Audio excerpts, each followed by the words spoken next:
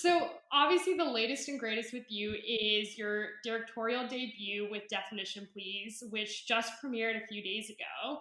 And you didn't just direct the film, you wrote it, you starred in it, you produced it. I mean, how did this story and project come to fruition?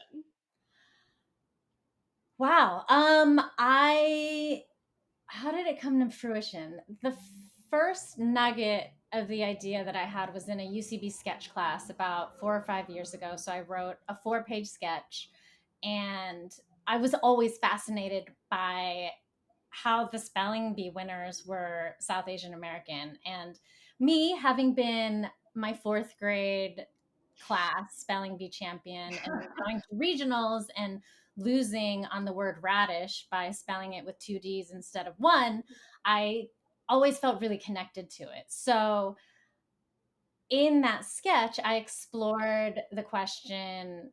Well, here's the thing, like, spelling bee winners always grow up to be physicists. They work for NASA. They're designing robots. I'm sure they're looking for the COVID vaccine right now. And so I asked the question, well, what if one of these spelling bee winners grew up to not achieve the success that they had achieved at a young age of being a spelling bee winner? And so when I wrote the sketch, it was obviously very comedic and there wasn't a lot of drama to the story. And then fast forward just a few years later, and it was about mid 2017. I had just went to my first Sundance Film Festival, and my friend Justin Chan had his film premiere there called Gook, and I was just floored by the movie. And at the after party, I was asking him questions about it, and he was like, "Girl, I just made the movie. You just need to go out and make your movie."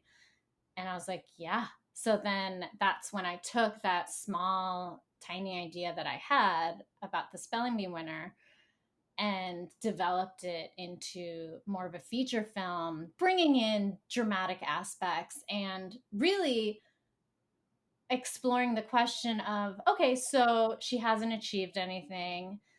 Why? What are the reasons? And in my film, the reasons have to do with her relationships with her family and how she perceives success. Yeah. No, I think that really resonates and is an important conversation we need to be having. I think it's so funny that you're talking about your fourth grade spelling bee because I almost won my third grade spelling bee, but I misspelled the word business, which is just such a no-no in my family because we're in business. We'll never live it down, but I love that that kind of served as the inspiration.